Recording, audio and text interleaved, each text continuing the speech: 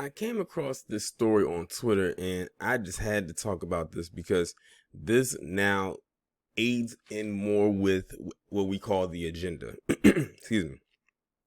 So this is a picture of Exeter High School, which is located in New Hampshire, where this student recently got suspended from school for, get this, acknowledging that there are two genders, male and female.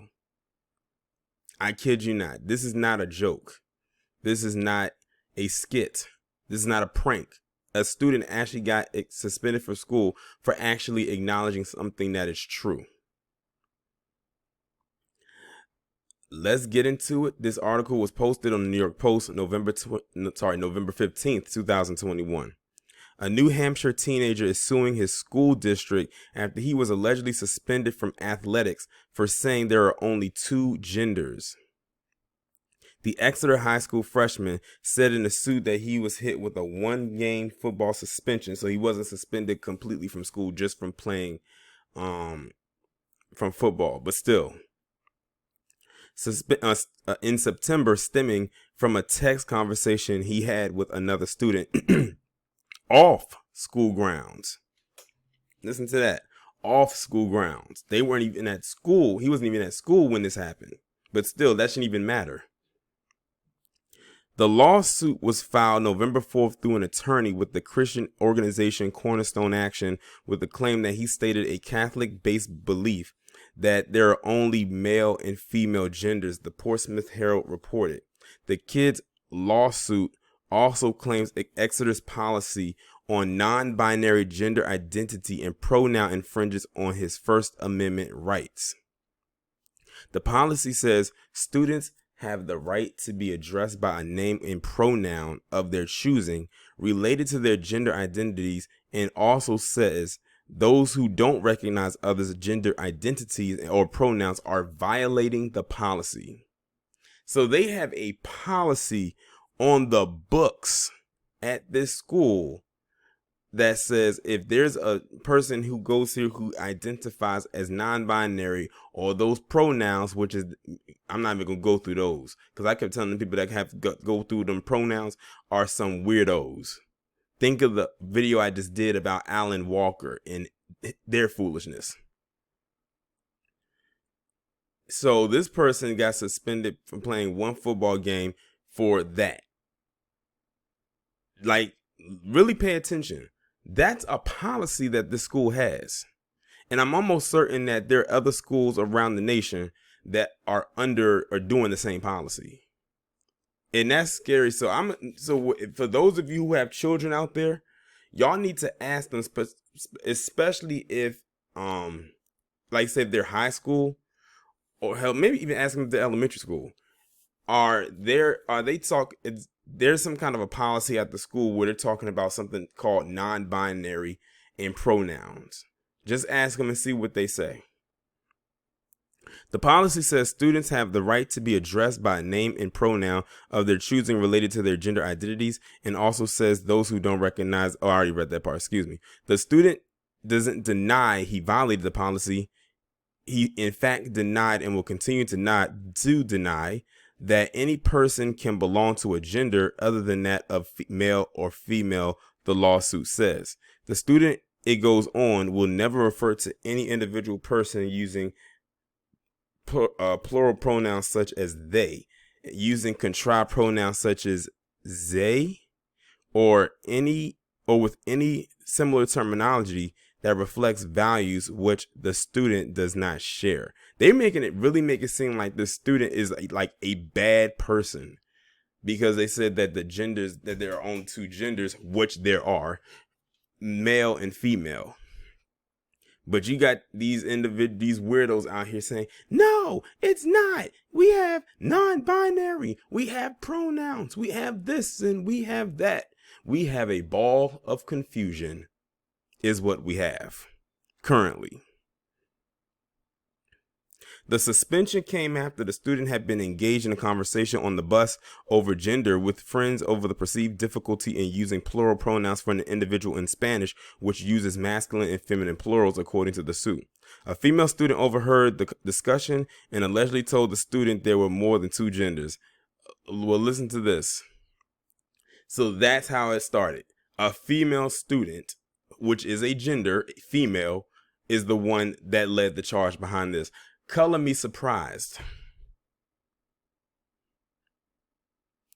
No, there isn't. There's only two genders, the student allegedly replied. That conversation continued in a contentious text exchange, which was shown to him by school administrators in printed form when he was suspended. Now, this person, this female student, which is a gender, by the way, got in a heated debate with this male student, another gender, the other gender, because there's only two, boys and girls, ladies and gentlemen, for those who are not in the know.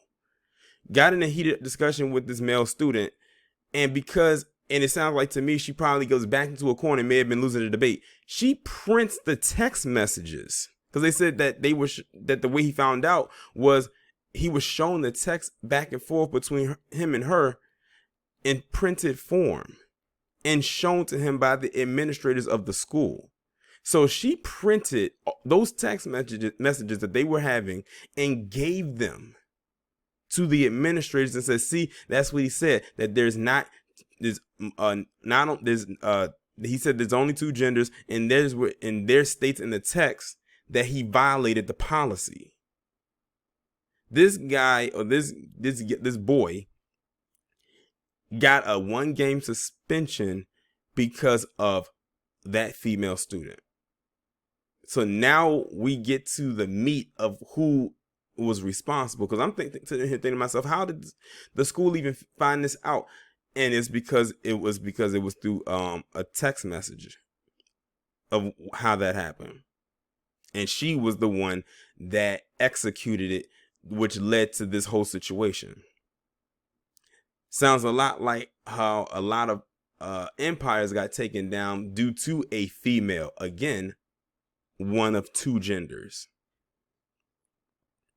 School Superintendent David Ryan told the Associated Press the school was reviewing the complaint and will be able to share a statement once we have completed that review.